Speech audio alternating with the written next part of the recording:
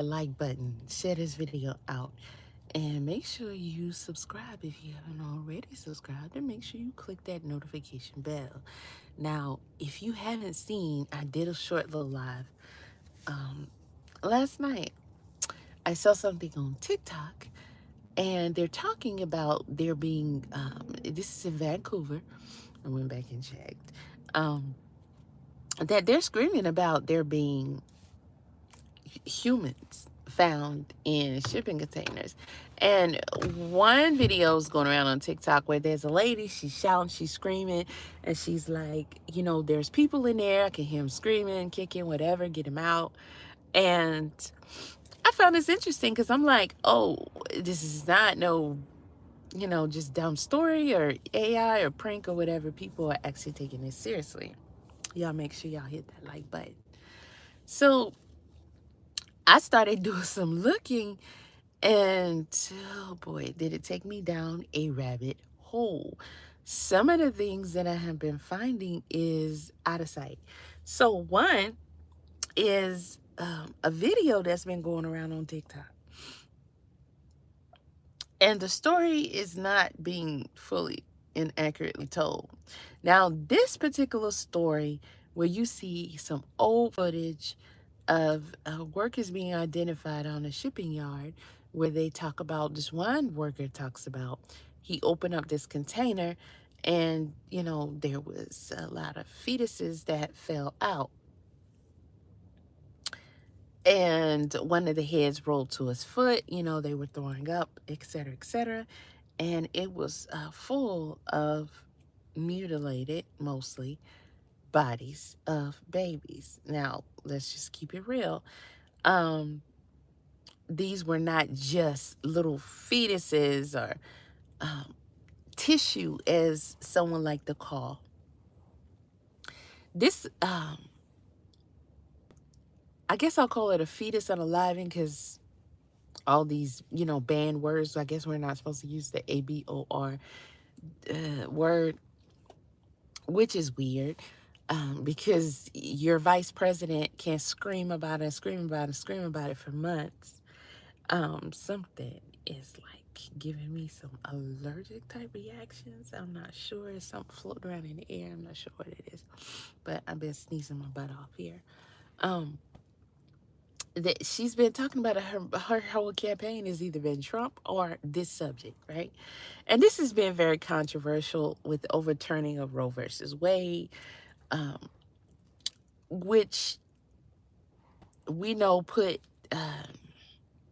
the decision making in the hands of each individual state instead of the government, which is not a bad thing that Trump did this, by the way, because when it's put in the hands of each individual state, yeah, they're going to make up different, rules that vary from one to another.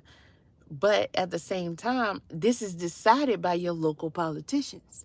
So you actually have the power to go and say to your local politicians, this is how we feel about this. So whether you want it to stay, you want it to be under different stipulations, or you want it up out of here.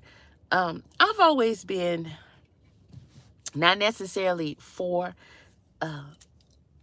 fetus unalivings, but for the right to choose. I definitely am not for the right for the right for government to make that decision, or for the state to make that decision either.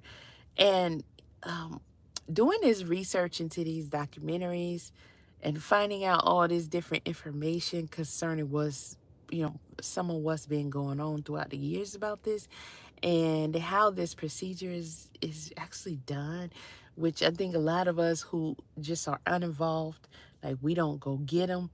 That's not been our thing. It's just we don't know, and so we don't get to know, and so we rather not go snooping and looking and saying, "Oh, I wonder how they do that, and what's the procedure for that, and how does that go," and stuff like that. I just always imagine it would be terrible for the woman to deal with, regardless of the reason, that is something you cannot come back from. And something that I imagine you can never forget and you never can have, like, you can't foretell how that would affect you. Now, down in the South, it's very common that children get married early ages, start having babies early, and things like that. And it has been a, I guess you can call it a tradition in my family line, for the women to be having babies pretty doggone early. My grandmother was extremely young, extremely young. My mother was very young, and I was young too, probably around the same age as my mother, but my grandmother definitely topped the cake as far as the age. So I think we waited a couple of more years from her, but that's very, very common in the South. Very, very, very common in the South. I'm from North Carolina, by the way. And I remember the first time I was pregnant, and this will be my oldest daughter who is now in her 30s, okay? Um, my mother wanted me to delete the child. And so did the father's family. And imagine being very, very young and having these adults telling you, this is what you're going to do, because this is not a good idea. And I remember me saying, y'all got to be out your rabbit, okay? That's not happening. And I'm not sure without actually looking what the rules were back then, but I do know what I understood is that your parent can take you and force you to do such a thing. However, if you're giving much resistance, then what can they really do? And I just was adamant and like, I'm going to cut the monkey. I'm going to show all the way out. You're going to have to beat me down because I'm going to show out that much. It's just, I'm physically not going to allow it to happen. And of course, in hindsight, you could understand why any adult, like parents, will want there to be different for you, want, you know, you to blah, blah, blah, and then could be concerned about your early age and the child and all that stuff. Child, I wasn't thinking about none of that. One thing I know is you wasn't going to force me to do something like that.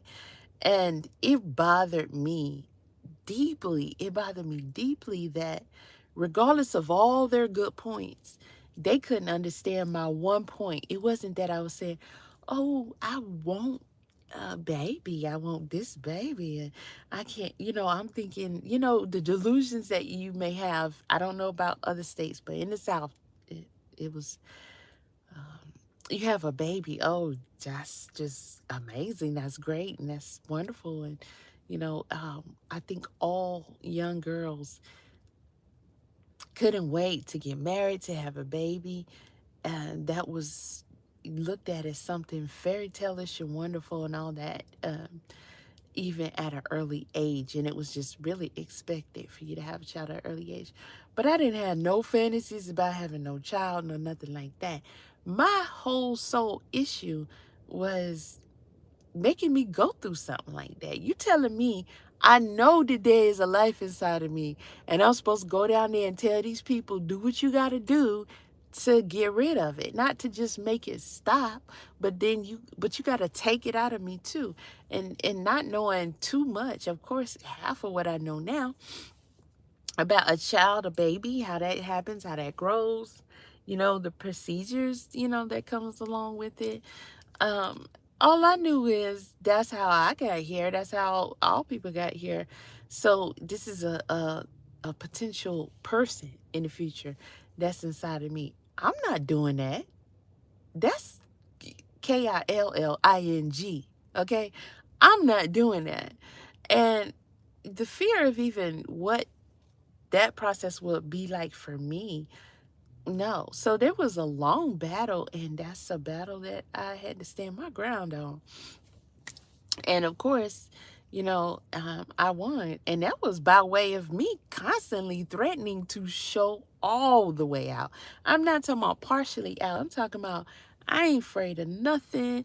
Ain't no belt or switch you can thread me with to make me reconsider the way I'm gonna cut all the way up, and they not gonna be able to do that. Whatever it is you trying to, make me do going in there. No, because I'm the one who's gonna have to live with that. And in 5, 10 years, I have no idea what kind of effects that will have on me, what kind of nightmares I would have, all of that stuff. So I was definitely afraid of going through that procedure. And that's just like going out and taking a life. I don't know how that's going to affect me. So you make it count. I guess it better be for self-defense, I guess, at least. And in this case, it's just a matter of you saying, hey, this ain't a good idea. Let's undo this. No, it don't work like that.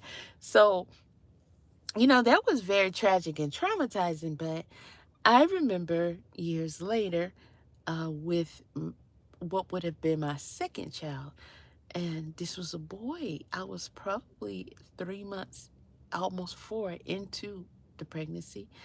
And for some reason, something happened.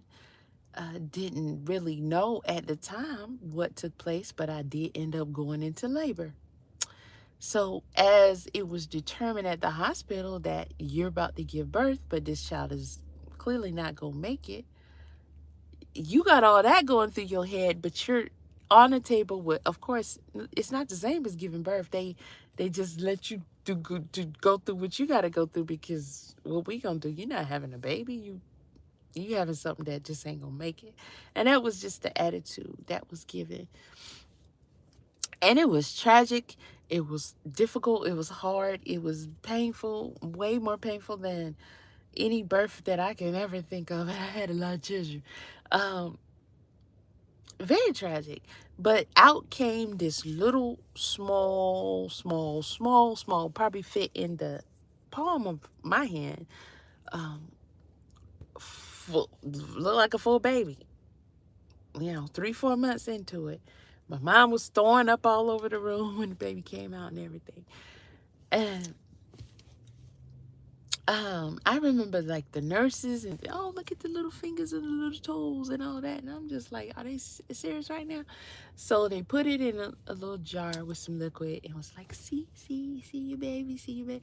And I'm just looking at them like, if I could get up from here right now, I will be busting all up in your tail.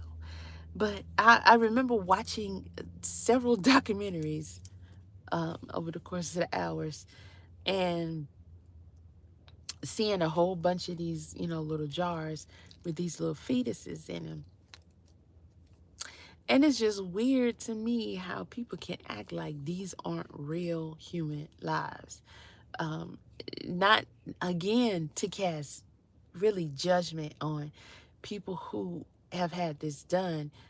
Honestly, my sympathy or empathy goes with people who something is wrong, things of that nature. But just to be doing it because you're like, oops,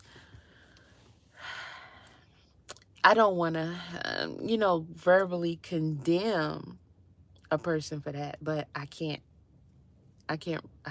just can't get behind that. So, it makes it very difficult because the right to choose taking that away will still involve people who have been violated, forcefully impregnated, people who, the doctors are saying this is going on, this is going to be, you never know how that actual birth is going to be, how bad that's going to be, how long the child will last, the child will need surgeries immediately, all these different things that can go wrong with a child. And to cast judgment on a person deciding, okay, well, we're not going to go through with this. Sometimes it even is to where your life is threatened, because I had several, if not all of my pregnancies was like that. Like they were very life-threatening for me. But not once was I like, okay, well, that child gotta go. Because at the end of the day, you knew what she was doing when you laid down. So these things can happen. And, even if it's planned, again, you knew what you was doing, right? So why would you just, say, okay, then let's just get rid of it? But then again, that's my thoughts. And I'm never the other woman. I'm never the other woman making that decision. But it's still, it's like, what there is there a side you can stand on? You know, concerning this subject is pretty hard. Only thing I could say is that firmly, I definitely am against some person. I had a cousin. She was a ho, ho. I'm talking about ho, ho, ho, ho. Merry Christmas, ho, ho, ho, ho. Right? She had a lot. Even when I went with her, but I didn't go back there. I went and sat in the lobby and waited for her. And I thought I was gonna need to be all this moral support and everything. It's just she just tried to indoctrinate me into a lot of her shit. I had to realize that years later as I became an adult, all the stuff she really tried to turn me out to her lifestyle. But she came out, she was just fine as she was. Actually better. She was back to her old self because before she was like, really, I guess you could say upset. She wanted the child out of her. And so that was always weird to me. Um, but once she went back there and got it done, it was like this big old relief, and she was happy and she was ready to, party and all that. And I was like, wow. And she did that back to back to back to back to back.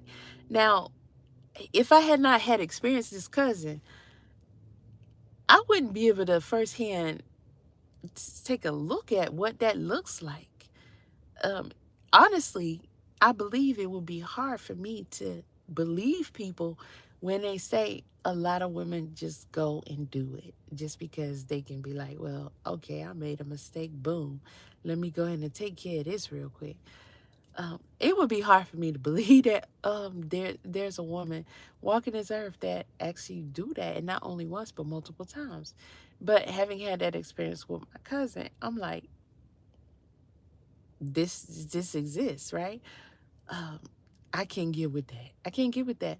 But outside of that, I can't see myself trying to judge um, whether a woman should or should not, or how that should be determined outside of herself and the father, which brings in another level of complexity. So this is definitely not just as cut and dry to me, and I feel like it's something that people need to discuss a lot more rather than just saying we're for it or against it. And this is where you got to come in and be evolved in your communities, and y'all got to learn how to, sorry for the noise, I'm trying to get a battery for my phone, because I want to read some of this article to you off my other phone about what we're talking about here, and these containers. Having the whole Roe versus Wade being put in the hands of different states instead of the government is a good thing. It's the best thing that could happen. And it's something that Kamala never would have ever done. Hence why they're trying to make it seem like Trump is so horrible for doing it. But he knew what he was doing when he did it. What it is that the states determine how that goes instead of the government. When it's the government, there's nothing we can say about it. But when it's your states, then you go right to your local politicians. But of course, your power is in your being united. And you tell them we don't want that in our state, just like people do for the penalty. Like, you can get life or you can get the needle, the chair. There's people in states that be like, we don't want that in our state. We don't think that's right, whether they're guilty or not. And so they vote against that. They tell their local politicians, if you support that, if you put that down, then, we're going to get you up out of here. And that's how you make it happen. You make them work for you like they're supposed to. And by this being in individual states, then y'all going to have to come together and go to your local politicians and tell them what you want in your state. And what the majority say, that's what they gonna do. because those people are showing a united front, and they're going to be enough of votes to get that person up out of there and put in somebody else who is more in agreement with what they trying to get done, and get them a chance and to see if they going to be able to stay or go. And that's where all the importance is and fuss is. I don't get the presidency fuss. Like, forget that. Y'all put way too much energy into that. You need to be going around here talking to people in your communities and trying to figure out why we not down here meeting on Skype or something, so we can go over our politicians and what they got going on, what they doing, and make sure we let them know what we're doing, which also means people will have to come to agreements on stuff, um, pushing past your religious beliefs, maybe in some cases, um, pushing past even sometimes what you like, making compromises. Because if you want funding for this school, or you want that pothole fix, or you want this, that, and the third, and you got to know what money coming in your state. You got to know what that money is going for. You got to know what money you can get in your state and where that can go, and all this, because they just down there doing whatever they want to do, and you out here living the consequences of what they doing, and they just doing what they want to do, and y'all just letting them. I don't understand that, but you let them fool you into getting into the presidency, child. Whatever they want to do up in there, it don't matter who's in office. um, you know, it at the end of the day, it don't. Trump is another breed. He's giving them a lot of pushback, and plans on, from what I see, giving a whole lot more pushback, and that's why they don't like him. But he can still only do but so much. They're gonna do everything they can, including probably assassinate him. Can I say that? Because it sounds like he trying to do a lot of stuff that they not gonna like. But that's about as best you gonna get. Uh, we know the FBI got rid of Malcolm, Martin, and JFK. That for sure we know. We know they did MK Ultra and a whole bunch of other stuff, honey. A whole bunch of other stuff. They about the biggest gang in existence, per my research. The baddest. People say, hey, FBI don't play, they don't play. Yeah, they don't play, but not because how everybody's saying it. But, that's my spiel on that. This is a very difficult and complex situation. And I try to just, in my mind, stay neutral, because I know how I view it. Again, I can never be for a woman just doing it just because. I know there used to be a time where if you was married, you can go in there if you want to, but if your husband ain't there signing on to it, you're not doing that. Nowadays, it seems like that don't matter. um, you know, there's plenty of fathers that come out. Even one that I know of tried to sue because the girl went and did it. He didn't want to, but they wasn't married or anything like that. He stood a better chance there, but still, he didn't win that case. There was one, I think, that did win his case. Different circumstances, different states. But it's like, how do you work that out, though? Because if a woman comes in and be like, okay, there's nothing wrong with this child, I just need to get rid of it. But how do you address what the father wants? What if she say, I don't even know who my baby daddy is? What if she say that? What you gonna do then? So, this is very complex, but clearly there has to be a decision made.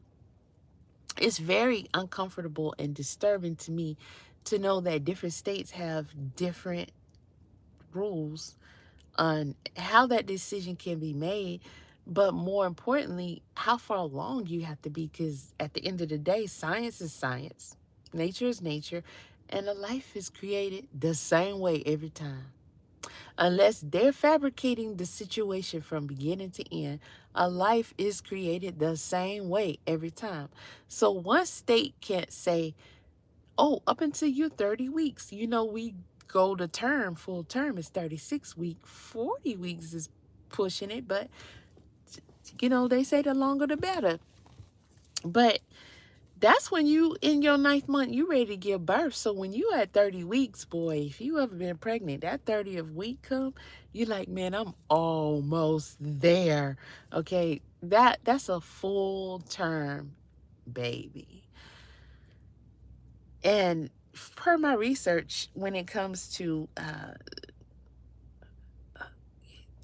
purposefully deleting the fetus, it's been later than that at times, including the proof of these close to 17,000 bodies that they found in this container. But a lot of states, it's a lot to me. One is a lot. Support late term deletion.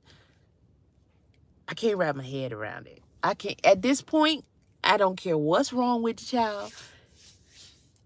You knew it, or you, even if you're just finding out at this point, this is a whole damn near baby. Now we got to look at the etymology of words, and just without looking something up, and I'm pretty sure I'll do this later because I am not finna stop. I'm just beginning to talk about this. But what is a fetus? What is a freaking embryo? What is a child? What is an infant? What is a baby? We know when it comes to baby and children, we're talking about something living, crying, pooping, drinking, that's outside of the body, that was born and it has been living outside of the body. So we know that those terminologies technically don't really apply when you talk about something inside of the womb. And what is a fetus? Jeez. Same thing as a freaking baby, honestly, that is inside of the womb and not outside of the womb. A fetus, calling it a fetus does not take away the fact that it is a life that's created. You got two human beings who came together and with their life forms created a life form. And it doesn't take long. Having had a tragic stillbirth at almost 3-4 months along in my pregnancy, and seeing a whole little baby. Now, my second oldest daughter was full term, but she was a tiny thing. I had life-threatening pregnancies all my pregnancies. Still wasn't considering that like that. They sucked the life out of me. And I was also really mostly, except for the boys, that was weird, unable to give them nutrition because I could not ever keep anything down, including water. And so I did a lot. I spent a lot of time in the hospital. I spent a lot of time getting hydrated on the IVs and things like that. A lot of drainage from me with these. And my second oldest daughter was 5 pounds and 2 ounces when she was born. You ever picked up a bag of sugar? That's supposed to be 5 pounds. It don't even seem like she was that big or that heavy, but she could fit totally in the palm of your hand. Little bitty girl. And I think you got to be at least 6 pounds or something for you to go home. But she was very, very tiny and full term. We talking about whole babies here that people are legally allowed to eliminate in some states. And you got states that are saying, okay, 6 weeks. All right, let's talk about 6 weeks. Some people know they're pregnant when they get pregnant. Some people know they're pregnant, basically within a couple of weeks. Some people know they're pregnant as soon as it's that around about that time. Your body goes through so much, your hormones, everything. Some people just know there are certain signs and symptoms and feelings you get. I'm talking about from the breast and I remember one pregnancy, I got sick. I got nauseous just in that one, like just for like an hour. Felt a little dizzy and faint, and I knew I was pregnant. It's just the different things your body go through that you oftentimes know you're pregnant. I'm not sure how times have changed so much. My youngest child is 20, so it's been a long time for me. But it's kind of hard for me to see somebody going through past 6 weeks and still not knowing that they're pregnant. Maybe that's happening in large numbers. I'm not sure. But usually around 6 weeks, you pretty much know you're pregnant, whether you had a missed cycle restart or not. But some states do say around 6 weeks. Now, around 6 weeks is also where you start to expect your baby's heart to start beating. Things develop on a fetus, which is a baby that's inside of you. And procedures happen. They get attached to the lining of your uterus, and by 6 weeks, they should be good nestled in there and protected. So you want to jump, you want to do a cartwheel, you want to do cardio, you want to do Jane Fonda. The baby is not going to shake too much. It's not going to bounce and bop, bop, bop too much while it's still trying to grow and be stronger. So the attachment to that lining is giving it, not only nutrition and everything, but it's giving it that extra security. And you have to have a certain level of thickness and all that kind of stuff. So my last pregnancy, around 6 weeks, we didn't hear heartbeat. And then you go do an ultrasound, because that's kind of early to do an ultrasound, but you do an ultrasound. What's going on? And we could see that the baby was barely attached to the uterus, barely attached to the walls lining, and there was no heartbeat. So this was a determination that this is not going to happen. You have some choices here. We can go in and we can take it out, and you can be done with it. I'm like, well, what's that? What you mean? We can go in there and we do something like a vacuum, and we go in there, we scrape the walls, we suck it out, we do. Whoa, that's I'm good. Plus, as a mother, you're like, okay, that's what you say, but we're gonna see what God say, because maybe they wrong. Maybe this baby gonna be all right. Maybe this, that, and the third. The last thing you're thinking about is, oh, okay, you say it's not gonna work, it's not gonna make it. Okay, cool. Yeah, go on, take it. No, that's not what you're thinking. So the other option was you can take a pill, which would be the, can't say that, can I? But y'all know the pill that makes it all go away. Hell, I can go home and take some. I was gonna say the name, but there's herbs you can take that would definitely induce. Right? It's that simple. But that's serious. Nature is really something. But you can take this pill, and the pill can make it all happen, and you'll just go through it, but you'll go through it a little quicker, and um, it'll kind of speed up the process. I'm just like, bitch, you still want me to, do this thing. Nah, we just gonna let it ride. We're gonna let see what happened. That was the most tragic, traumatizing, lifelong traumatizing, extremely traumatizing thing that I ever went through, and I've been through some shit. It was way more painful than the baby that was stillborn. That was for some reason, super, super, super, super, super. When you at the brink of life and death, you at the brink of life and death.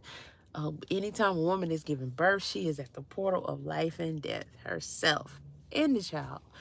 But knowing that a deceased child is coming out, at what point did the child pass away? I'm not sure. But I do know that exit was a mother. I'm talking about a mother, a mother, a mother, a mother, a mother. I would give birth and go through full pregnancies 10 times over before I would opt to, have what they call a miscarriage or a stillbirth or what have you. That was horrible. But this one at 6 weeks, I want to say after that appointment, it probably took, I don't know, 2 or 3 weeks for this to happen. First, you're traumatized because your child is no longer developing according to the doctors. So now you're carrying something that is considered to be no longer alive. That right there in itself is so beyond traumatizing. And then you got the doctor saying, okay, you can't keep walking around here with this in you. We're gonna have to make a decision. You getting past, or I was past the point of being able to take the pill. So we're gonna have to pull this out you, or if you wanna keep waiting, it's not gonna be a child. It's not gonna be a child. She kept saying that. And I'm like, I hear you at this point. I hear you. But I'm not okay with allowing you to go inside and suck and scrape and do all that and just take that life. You know what I mean? Mentally, I couldn't get past that part. I'm just like, no, no, no. So I'm gonna wait. I'm gonna wait. And she like, this motherfucker, yeah, just want to learn the hard way, I guess.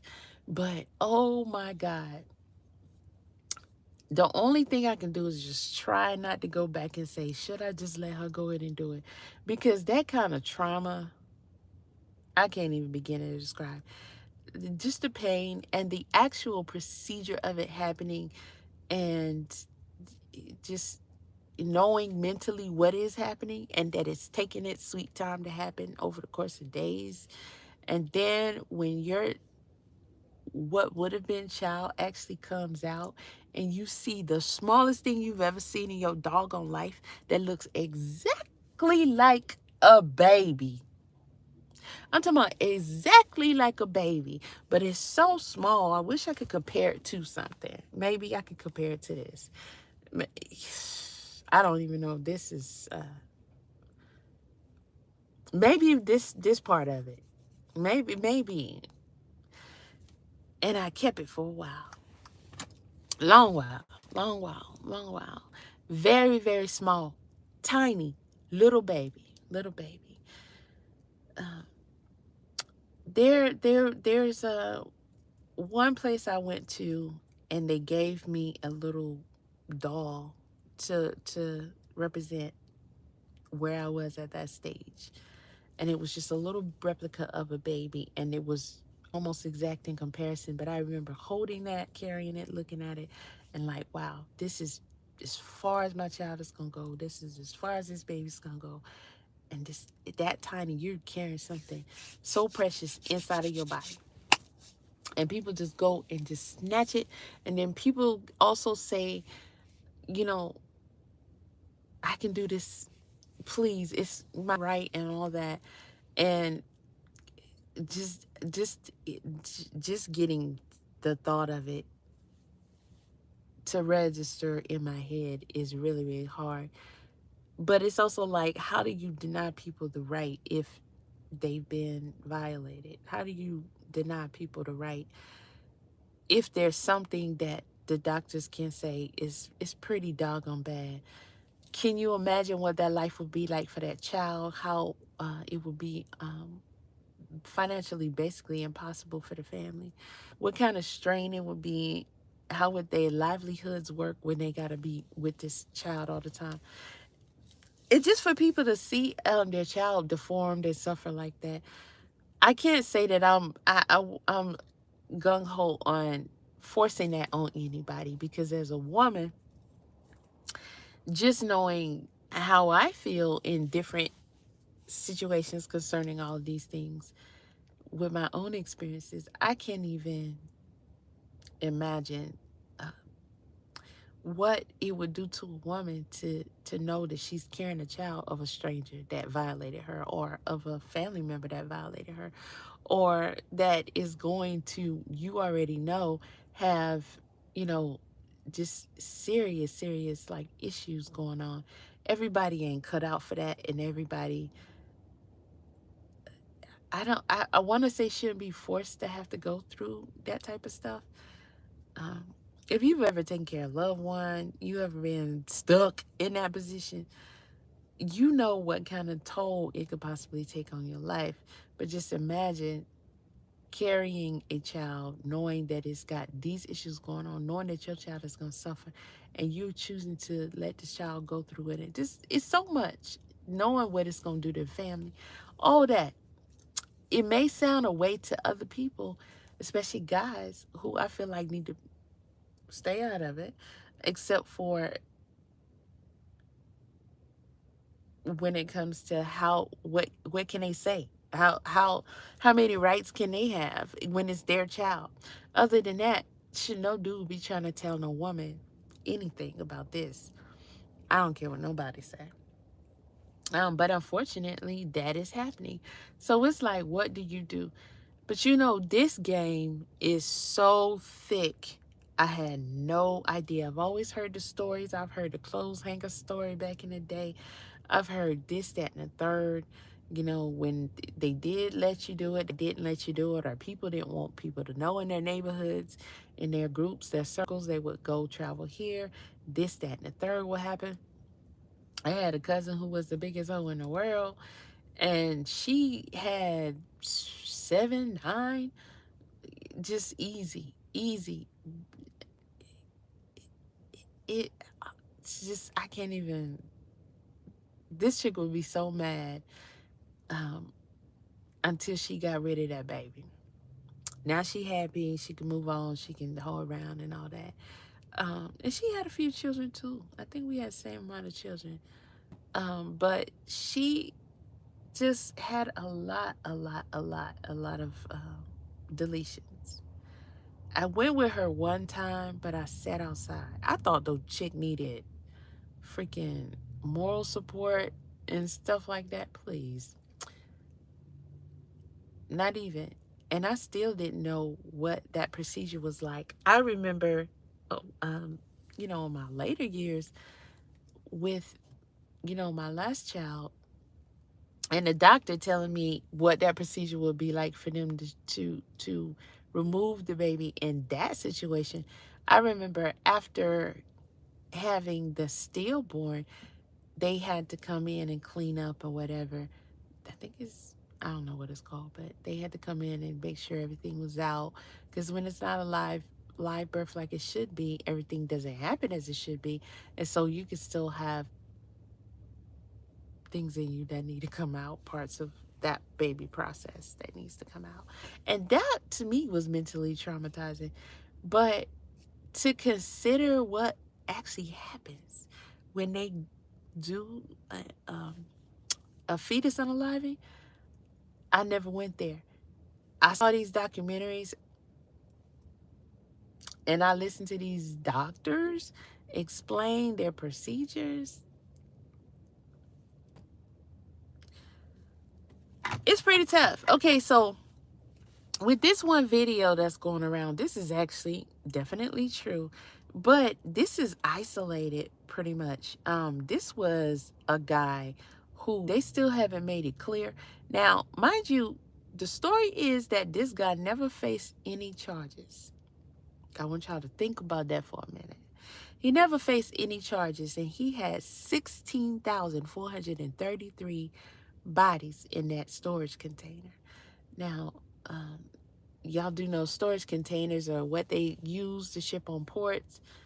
I used to deliver those exclusively for the rails for years. I wouldn't pick up from the ports, but I would pick up from the rails. They're made of steel, way harder than any regular truck container, and they come in on the ships, and they go on trains, and they're made to hold pretty much anything and not bulge, puncture, all of that stuff. And people are saying that they are trafficking bodies in there. I'm not sure how. Just the lack of oxygen alone, it's kind of like the slave ship deliveries.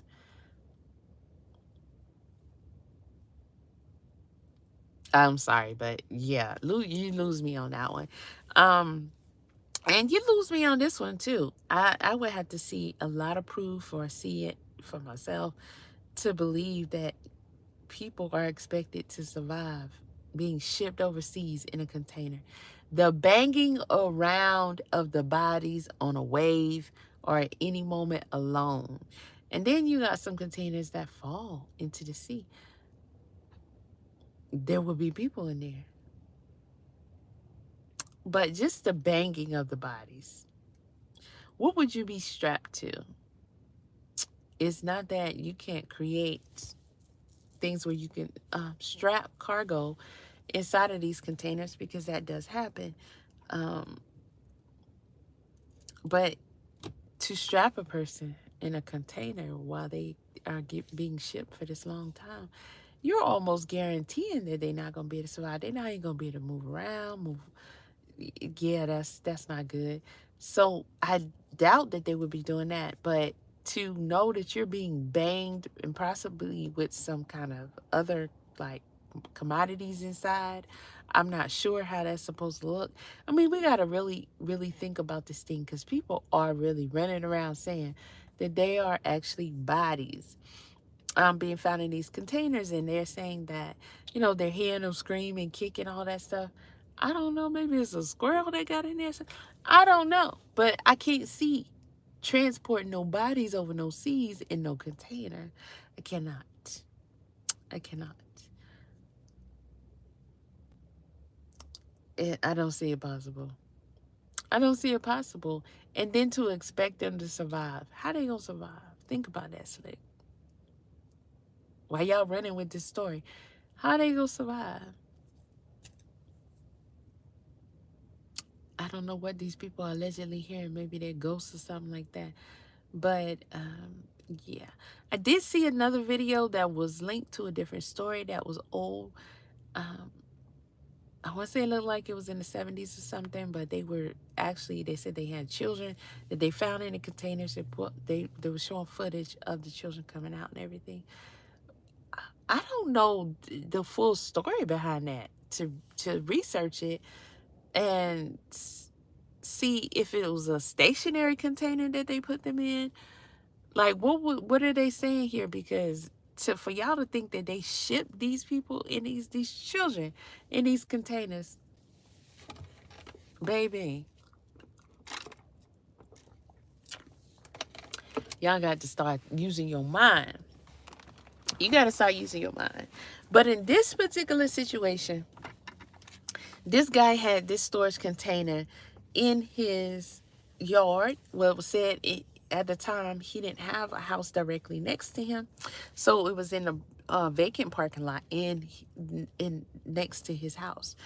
And they counted 16,433 babies. The pictures are coming up. There's a lot of pictures attached to this article, and if you ever watched the video, which I was gonna use some of it, but it's so graphic in what they're talking about and the pictures that they're showing, the videos that they're showing in it. I can't see how it won't get hit, even though you can still find it on YouTube. It's crazy, but it's very graphic. I'm looking at some of the pictures right now, and these look like they were children that were forcibly eliminated in different ways. And so, you know, they autopsy like 43 of them to try and see what is some of the ways that they passed, what were the procedures, and it was just all kind. I'm talking about you got some with dismembered parts, you got some with bulging eyes. Over the course of these documentaries I watched, and one of them was a lady going undercover at different clinics or whatever. And one guy was saying, we can't do it here because you're 26 weeks. 26 weeks, that's got to be 7th or 8th month. He's saying in Maryland they can do it. So Maryland was at the time, I don't know by now, it was a late term state. That's almost a child almost ready to be here. There have been plenty of women that gave birth, unfortunately, at that early stage, and the children ended up actually making it because they pretty much had everything that they needed. It just wasn't fully developed enough to survive the outside world, which is why, you know, they say 36 weeks, you know, is optimal. But if you're going to 40 weeks, you can have that choice too, because that gives your baby the best chance to, you know, really, really develop. And for some reason, it's been this thing to where there's a lot of doctors that try to get the baby out you as soon as possible. So, you know, even I've seen cases where ladies were forcibly induced because, I don't know, the next day was a holiday, or the doctor just wanted to go ahead and check them out. I'm not sure. But, you know, it's crazy to know that all of that has happened. But there are babies that have survived at that late stage. This is just really weird. So this was 1980. were Malvin Weisberg. He lived in an upscale neighborhood in Woodland Hills on the western side of LA San Fernando Valley, California. Now, they don't make it clear what his profession was. They don't make it clear about any charges or anything. One publication actually said he was not charged. I don't see how not. That's weird. But yeah, um, I guess it'll take more research to possibly find these informations because they are not attached to, all these publications that I found on this situation. But he had rented a storage container, right? Regular trailers are 53-foot long. You see a truck and a trailer going down the street, it's probably a 53-foot trailer. You see Schneider, Warner, all that. Containers can be 53 foot, but typically they're like 40 something feet. I can't remember the exact number, but typically they do be 40 something. And then you have some that are even shorter, but we're gonna say close to around 53 foot is your average container. So he rented it from the Martin Container Company in Wilmington. There's a Wilmington, California, because I know there's a Wilmington, North Carolina. But Weisenberg supposedly needed the steel box to store tennis court lights. That's a lot of lights. What kind of tennis court does he have? Or did he have properties with multiple tennis courts? But either way, I guess nobody's researching why you would need it. I guess that's just the answer that he gave as to why he wanted to rent. Like, hey, I'm going to get a storage container. Okay, you're not a trucking company. You're not getting a lot of them. You just want one. Well, yeah, I got, all these tennis court lights that I need to store. So he defaulted on his payments, and they say he missed 2 payments. And then the Martin Company came for their goods, just like repossessing a car. And this was February the 3rd, 1982. And when they took it to the yard, which would be the like a storage yard, like a rail yard or something like that, they had the workers open the doors because, he want to get whatever in out of it, see what value is in that, and get the container straightened up, assess it, see if there's any damages. There's a lot of things that, you can't have with a container in there. One thing is holes because it's traveling, throughout the sea. Don't want any water getting in. You don't want, critters or anything. So, the inspections on these things are pretty crucial. So I can't imagine trying to create air holes for humans and then that container is going to get shipped. Child, please. Again, these are steel containers. Steel containers, right? So they were overwhelmed. I don't know if you guys saw the video, but the guy said that, he opened up the container and bodies came out and there was a head that rolled to his feet. He kind of threw up and everything. And there was the decaying stench of human flesh, and it was indeed packed. It was indeed packed. Now, they said there was open boxes and plastic buckets with the bodies in them. And he described the scene as a war zone, and he reported watching a headless body tumble forward. So Martin Container employees called the Los Angeles County Health Department, which began transferring that container. He couldn't use that container no more. So he began transferring the bodies to the county coroner's office, and at the coroner's office just west of the LA County USC Medical Center, Dr. Eva Hauser, assisted by Dr. Joseph Wood, weighed, measured, and performed autopsies on at least 43 of the larger infant bodies. And some of them look like infants. They look like some big babies, okay? Some had been deceased for more than 2 years, and some were at least 36 weeks old. Again, by that 36 week, you looking at your doctor like, bro, How can we get this baby to understand his checkout time? Um, Full term. That's crazy.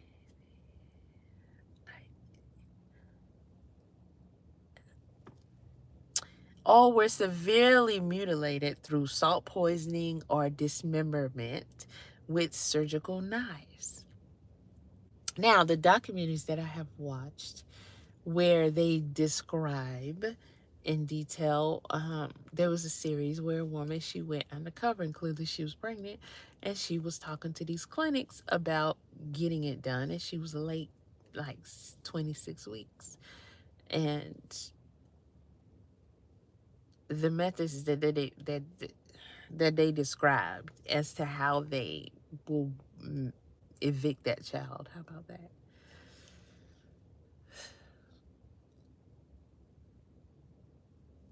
Again, I never gave it any thought, but what could I have imagined? I don't know. I can't even think of something. If I was to sit and imagine, I wonder how they do, the, the evictions of babies. I'm just gonna say that. I wonder how they do that. I can't come up with something in my head. I never thought about that. And then listening to these doctors describe it, they doing whatever and anything. And they dismember everything inside of you. Now, what one lady was describing, who appeared to be like the nurse or whatever, she was saying they got to do, where they go to war inside of you, because it is mandatory that all of this happens inside of you. The child can absolutely 100% not be born alive. And if it's born alive, then they will have to send it to the hospital, let the hospital take it from there. But if it's born, and they did have some charges against one guy I saw in a documentary, a lot of charges, to where he had pulled out some babies and they were alive. And then he eliminated them because that was like the whole point anyway.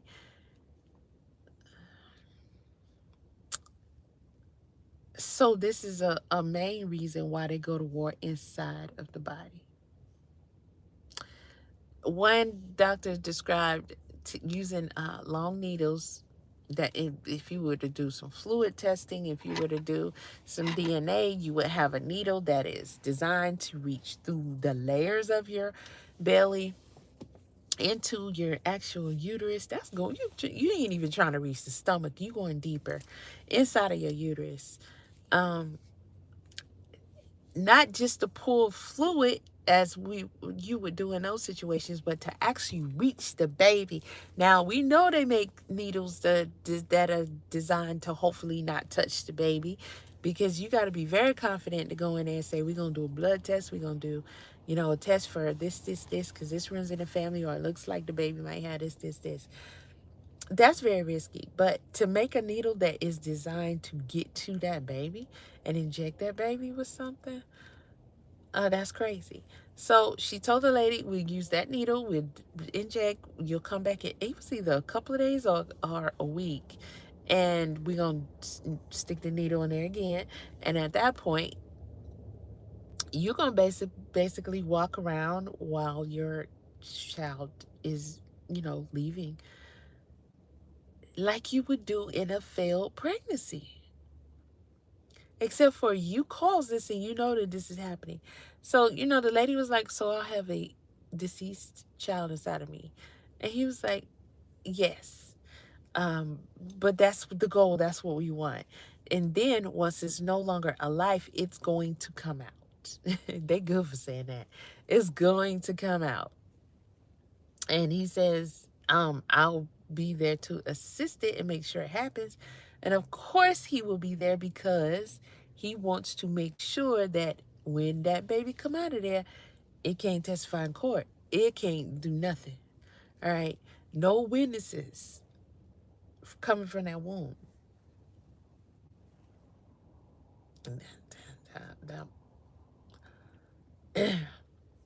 I'm talking about tools. I'm talking about dismemberment inside of the womb.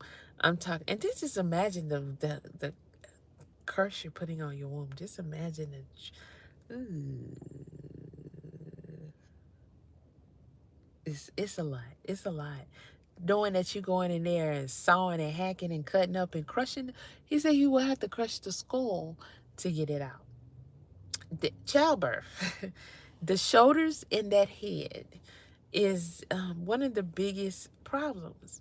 Now, when you're getting a baby early on, you're not too much worried about the shoulders because they're not built that strong. You know, this is one of the reasons why you want to let the baby stay in as long as possible. But the shoulders, they ain't they these are mostly bones, right? So they not moving and they the widest thing. And so that's what's separating those hip bones. I'm talking about your hip bones, literally, especially if you got a big baby. Your hip bones are literally coming apart to like part like the Red Sea, but just not as easily for that child to be able to come out in the head. But the head is so much softer. That's why the baby have dents up in here, not fully formulated skull and all of that, so that it can easily mold and you know, slide its way through that hole and get past, you know, your hips and all that. It's the shoulders. So I noticed they never discussed the shoulders in any of these videos, but he talked about crushing the head. I think that's just something that was overlooked because I imagine that in some of these cases the babies had pretty good strong shoulders. But they're doing all of this, and then they're pulling the child out of your uterus. Like, bro, I had a marina. That was a crazy experience. But I had a marina for a long time. I'm talking about a long time. And at one point, the marina got stuck in my uterus, and one doctor said that he was gonna do a hysterectomy. I said, "You gonna do what?" No, you're not. So I went to this old school doctor, and he said, "Oh, no worries, I could pull it out." He said, "But it's not, it's gonna hurt." I'm like, remembering how it felt upon insertion. So they take these clamps and they go up in you. They're very long, and they grab a hold of.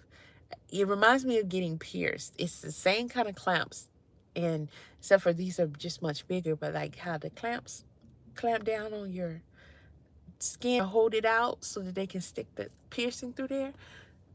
These clamps go up to you all the way to reach your uterus, and just grab. You're not getting no sedation or nothing like that. They grab your uterus and they pull your uterus all the way down through your to your. Can we say vagina? Well, to that, to your kitty cat peephole, they bring it all the way out, and he goes through that hole and he puts the marina inside. And when they pull it out to change it or whatever, it's the same method. Now the marina having this anchor like look, the anchor got into my uterus meat. Yeah. So when the doctor pulled the marina out, because it was definitely stuck in my uterus, he pulled out a chunk probably the size of I want to say not a grape, but I'm thinking, is it caper? Like because I'm seeing it in my head, but it was a little bit, maybe around the size of a caper, but it was definitely a chunk of my uterus meat, and that was the worst. I forgot about that, the recovery and all that, for just like 3-4 months straight. It was the pain was just like, yeah, I just, where's my exit? Where's my exit? You know, because there's a whole chunk of my uterus that came out with it, but I didn't get no hysterectomy though. But that in itself, can you imagine? Because I can't. Them going inside your uterus and fighting to kill a whole child. It's not that deep. I swear it can't be that deep. Dismember it. The doctor said I'm gonna have to crush the skull to get it out. Now, would he? Or is it because he want to make sure that it's no longer alive? Because, like they said, if it comes out alive, then now it would be a crime to harm it.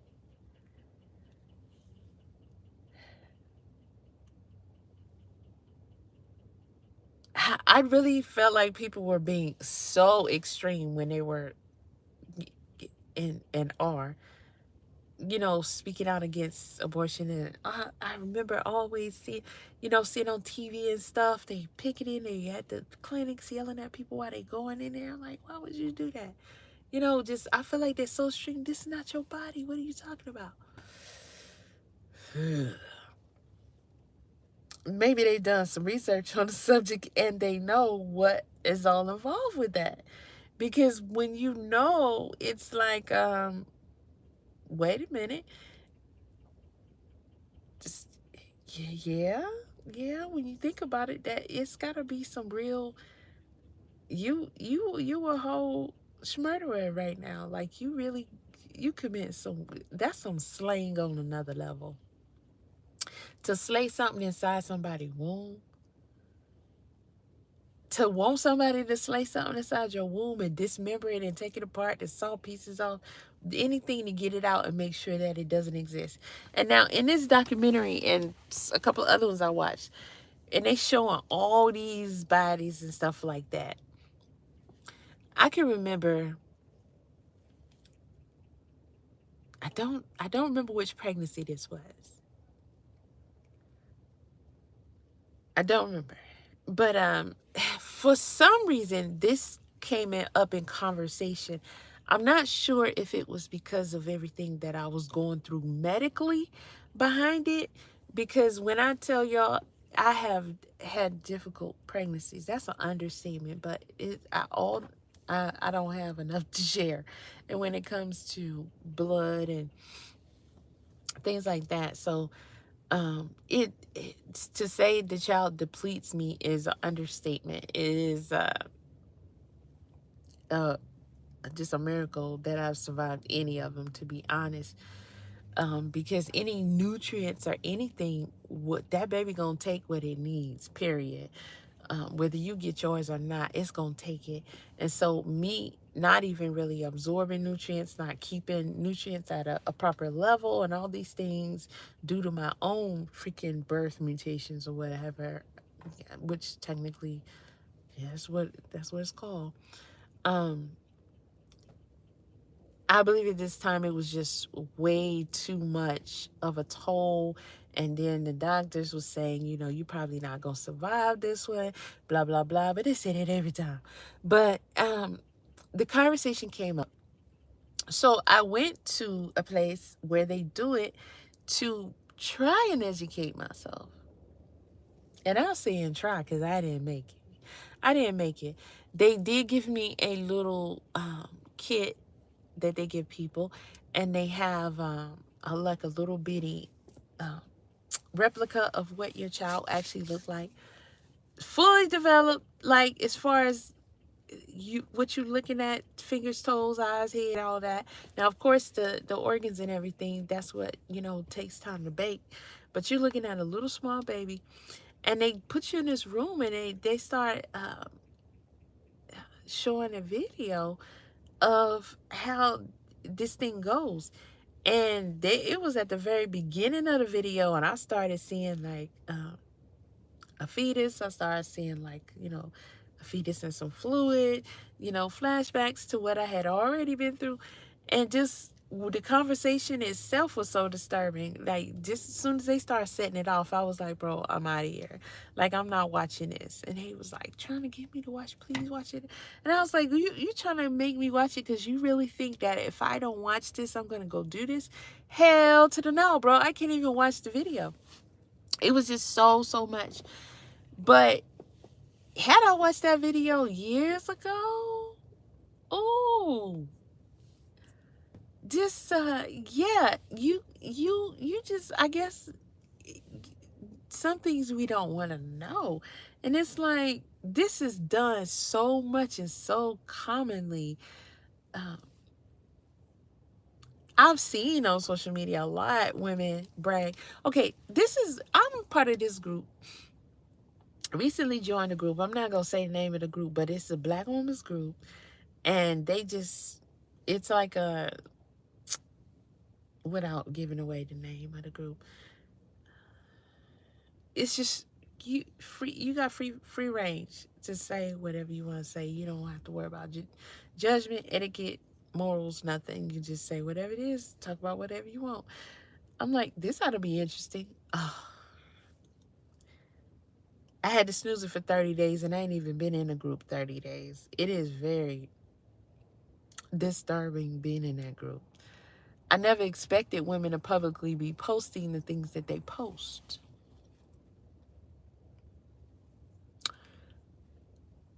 Every day it's a cold shocker.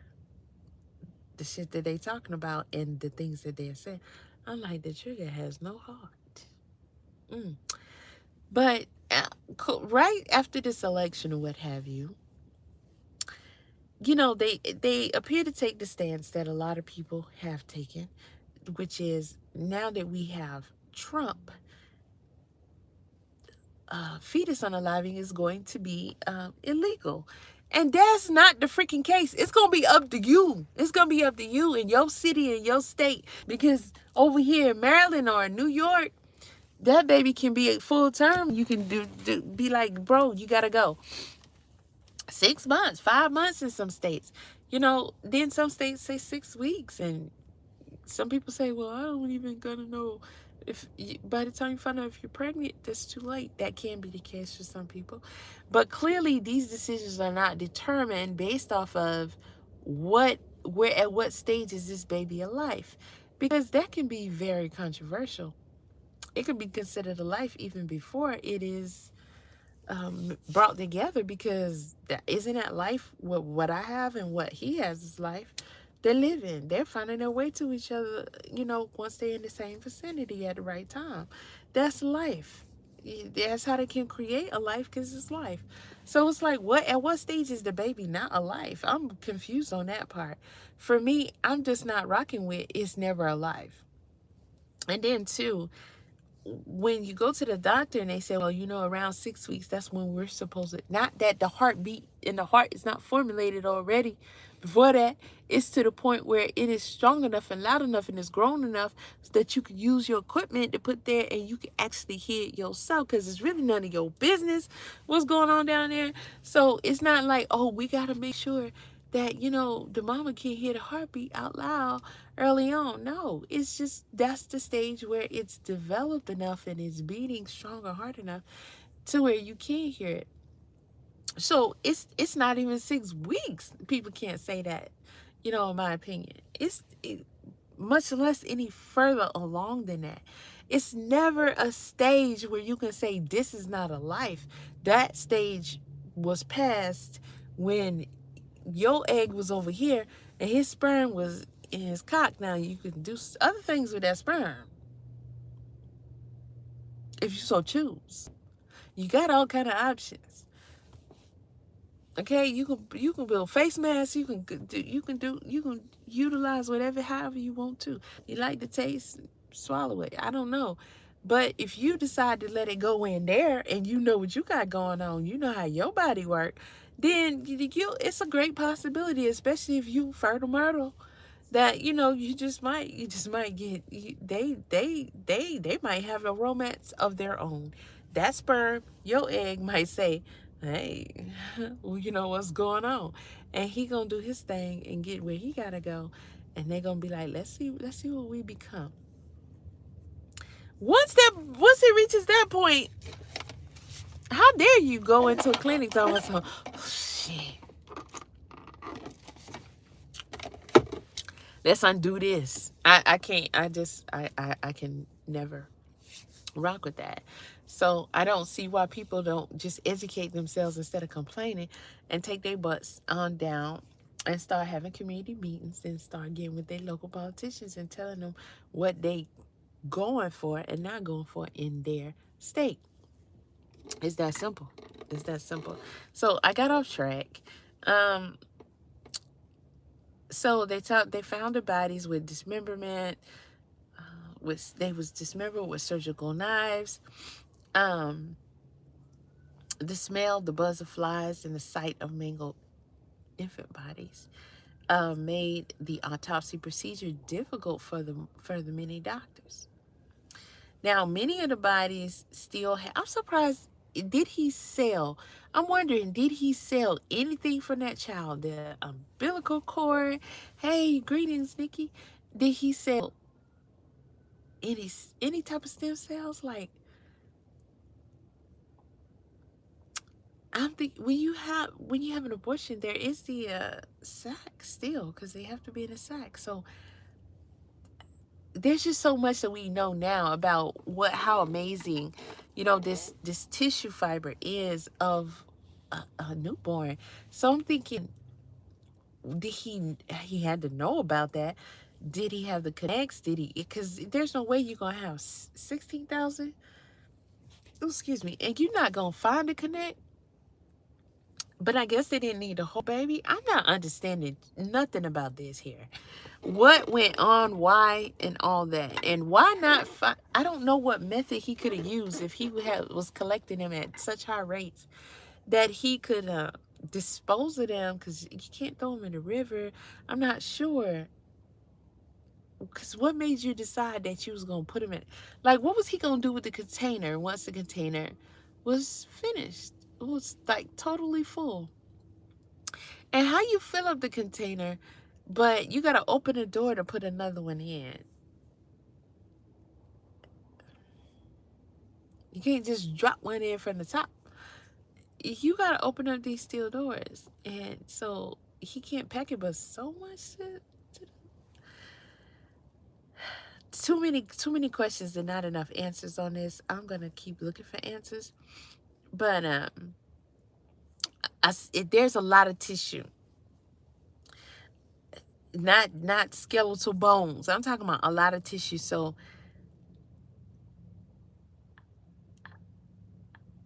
a lot of these had to happen more recently.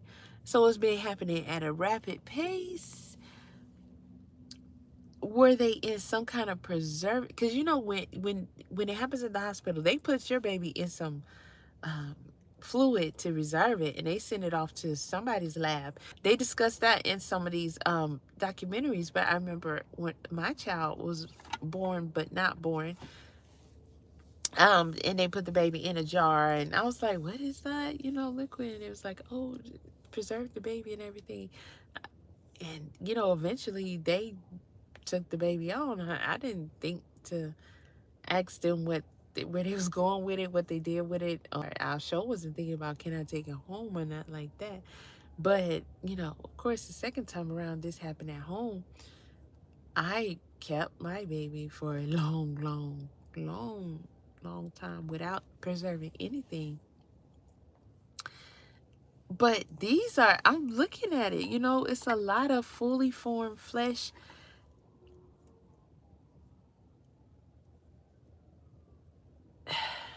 Where was this? Oh, this was in California.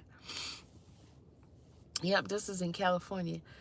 I'm just looking at these babies and looking at their faces and stuff, and I'm just imagining the parents, like, what if you have other children? You know what those children look like. Imagine knowing that you looking at this and like, this could have easily been, little Joseph Ray. I don't know. Anything past 6 weeks to me is, how y'all say, crazy work. 27 weeks, 29 weeks, 30 weeks. Come on, bro. Like, I'm not understanding how that's not straight up smurder. And then knowing how they do it, it is. It's not pretty, no cute, no fast, no simple, no easy, no nothing. They got to make sure that child is not alive when it comes out your womb. Or they just entered into a whole nother realm. So let me see. Because this gets deeper. Let me scroll back down to where I was. Okay, the county had to decide how to dispose of them. So you have the Feminist Women's Center. The Feminist Women's Health Center. And they are a unaliving business, and the ACLU, what does that stand for? Oh, American Civil Liberties Union. Okay, so together they filed a suit to have the bodies incinerated. So they wanted all of those bodies to be burned versus the state wanting to bury them. And it's like, why is it that deep that you filing a suit? My first thought was because they want to run the narrative that these are not actual people. These are not actual babies. Bitch, I can see the face, the hands, the feet, all of that. These are little people that we don't know yet. Funny personality, you know, somber personality. This one here is pretty smart. This one here, that girl is true. Like all of that, all these people we see running around here, these are little people that will be people, grown people, paying bills and everything. Like, is it that easy for people to be brainwashed? It's not that hard to understand when a life is a life. You can try to argue it isn't in the beginning if you want to. That's fine. We can give leeway for that. But I ain't rocking with that. That's crazy. Because you got two life forms that come together to create a life. It's just the process is just getting started. Who are we as humans? Let's keep it real. Who are we as humans to sit up here and say just because it's at the beginning stages of the process, it's not really a life? You sound too uppity in the title, and you sound crazy. You sound crazy.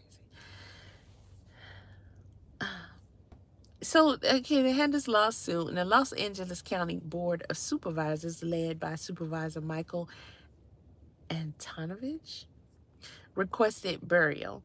So President Ronald Reagan sent a letter to decry the smurdering, encourage him, but then he sent a letter saying put him in prison. Give more answers. There's no way they don't have answers. Okay, this is my thing. And I haven't been able to really do a deep dive. I've been working. But just off searching, I'm not able to find more concrete information as far as what was he doing. Was he in a can't say that word. Was he a child evictor?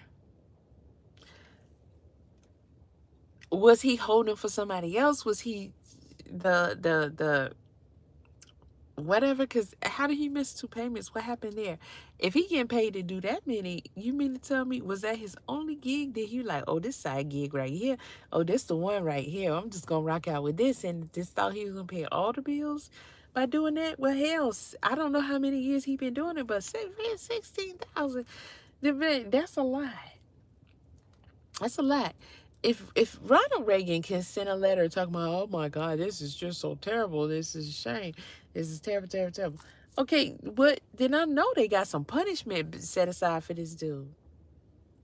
And I know they wanted more information. The whole government is not going to just find 16,000, almost 17,000 bodies in a container and be like, you know, sir, you shouldn't have did that. That's messed up. But you have a good day, though. No, they're going to be like, what you got going? What's really going on over here in my country? Like, what? So somebody got answers. It's just not us. That's very suspect to me. That's very suspect. So Reagan encouraged a memorial service. I saw a video where a guy went to visit the grave where they were at.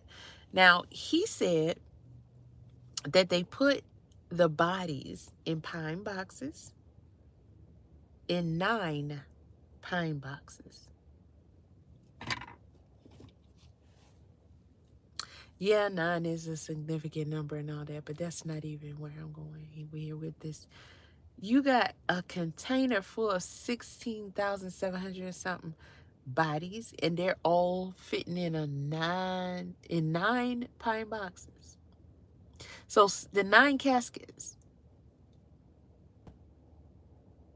Either way you try to slice it, I don't care if they was cutting the pieces. I don't care if they grinded them up.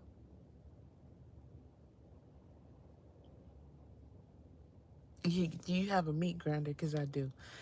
And it's even worse when it's electric, right? So that thing can do it all. You bone everything. Grind it right on up. You can make anything you want out of it. You can make a patty. You can make a meatball. You can do whatever with that meat. You can fill it with something. I'm talking about you can get real creative when you grind that meat up. If they grinded the bodies, they still would need more than 9 caskets. Even the grave area don't look like no 9 caskets because there's other bodies around it. And I'm just like, something ain't right here. But so on May 30th, state senators David Roberti and Alex Garcia, county supervisors Antovich and Deanne Dana, Dr. Gerald Navarre, and Martin Container employee Hank Stolk held a press conference to urge Los Angeles District Attorney John Van D. Camp to release the bodies for burial. Now, during the news conference, photos of many of the babies were shown to the media.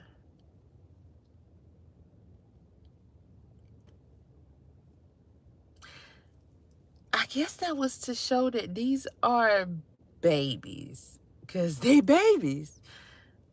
You can look and see, oh, that's a baby.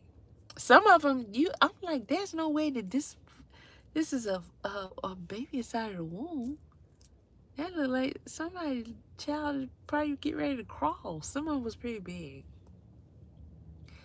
I think I saw where one person speculated that, hey, all those weren't.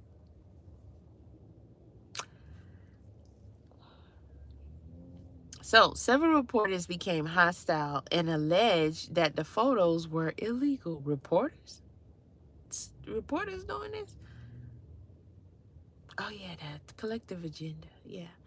So, incensed by the reporters' lack of compassion, Roberti shouted, they took the pictures at Auschwitz. What's Auschwitz? Okay, let's see.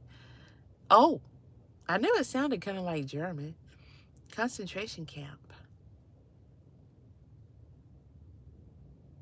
Okay, I guess he's comparing it to the fact that they took photos and released those photos. Okay, so he said they took the pictures at Auschwitz, and then he accused the reporters of convoluted morality.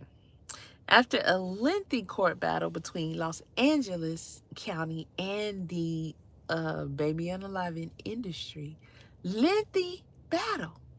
So they went through all these measures to make sure that people don't see these as humans, as people, as children, as babies, as lives.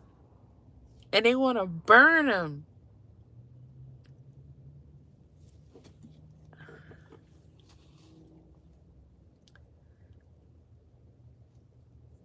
Okay, so after the battle, the 6,433 bodies were crammed into several. Did they have to use the word crammed though? They was crammed in a container. You didn't say that then. Okay, but they were crammed into several large pine boxes and buried at Odd Fellow Cemetery. So are they trying to say the boxes were bigger than normal caskets? Because that. But how much bigger are they gonna have per box? Come on, y'all. There's 9 is not enough. Mm-mm. Several is not enough. They're gonna have to talk to me with some large numbers. So large that they will have to mention it's not the amount, which they know exactly how many boxes they had to use, but um, the size, a ballpark figure, none of that. Just several large boxes. Okay. But somebody reported that it was 9. The guy who went back to go visit, he's done other researches and he said it was 9. So I'm not sure. Okay, so they were buried at Oddfellow Cemetery in the Boyle Heights area of Los Angeles on October the 6th, 1985. President Reagan provided a written eulogy for the burial, but he had already written poignantly in 1982. The terrible irony about this sudden discovery is not that so many human lives were legally eliminated, but that they are only a tiny proportion of the 1.5 million unborn children quietly destroyed in our nation this year.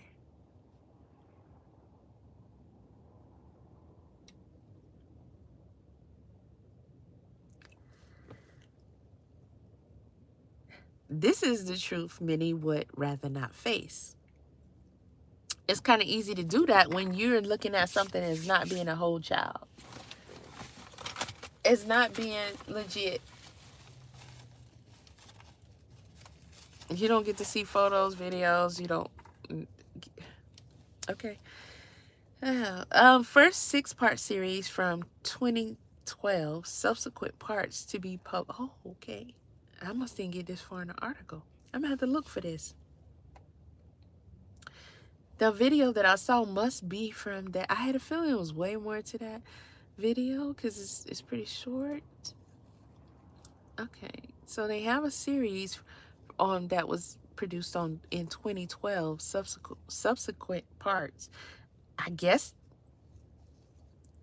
no, they're saying it's in subsequent parts. So what's the name of it?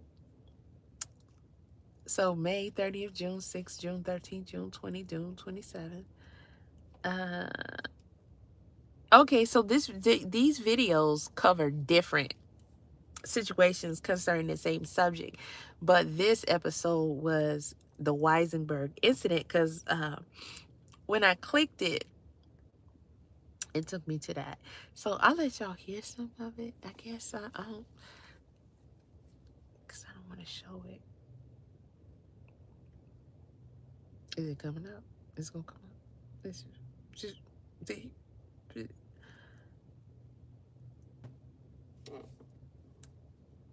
America today is involved in another desperate conflict.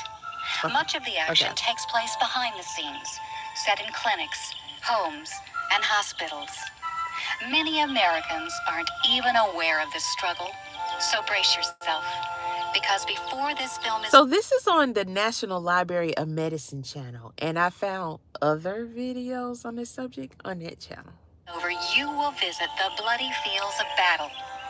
You'll meet the people involved in the fighting on both sides, which includes some of the most influential figures in America today. And perhaps for the first time, you'll understand the reasons behind their struggle.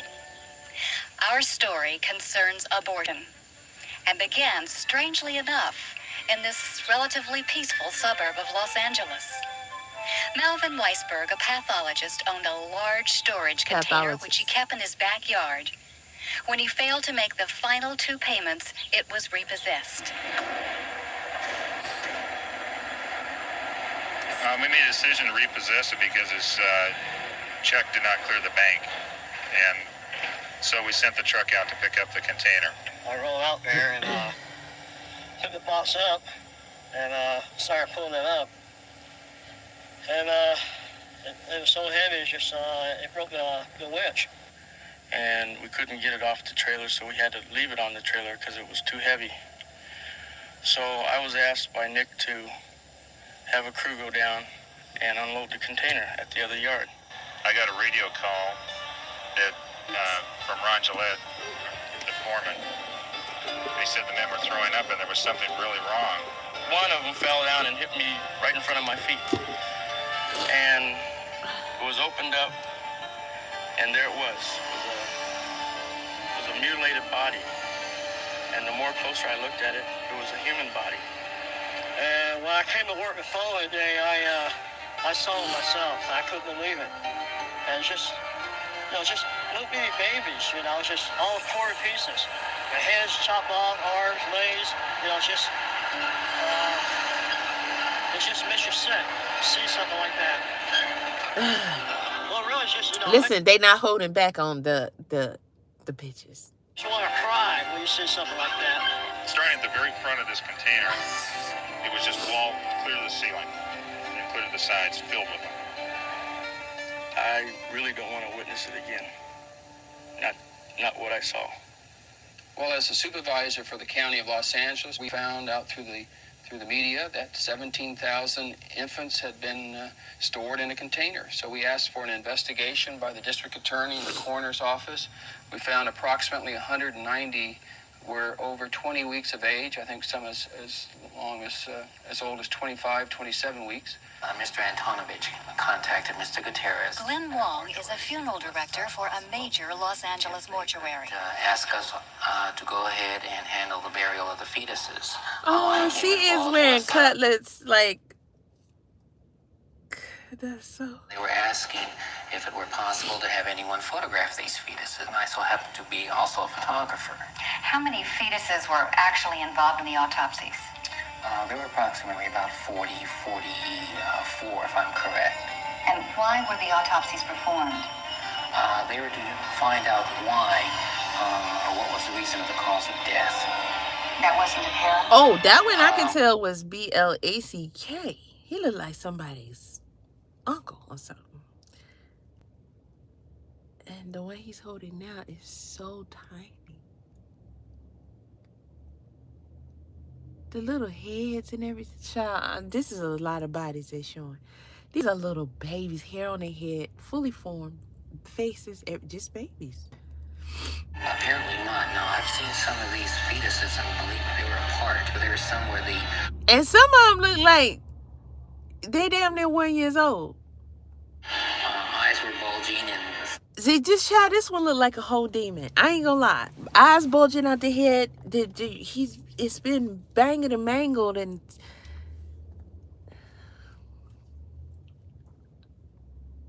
Where the chest cavity was ripped open. I do remember one was where I saw a hand and the feet all apart.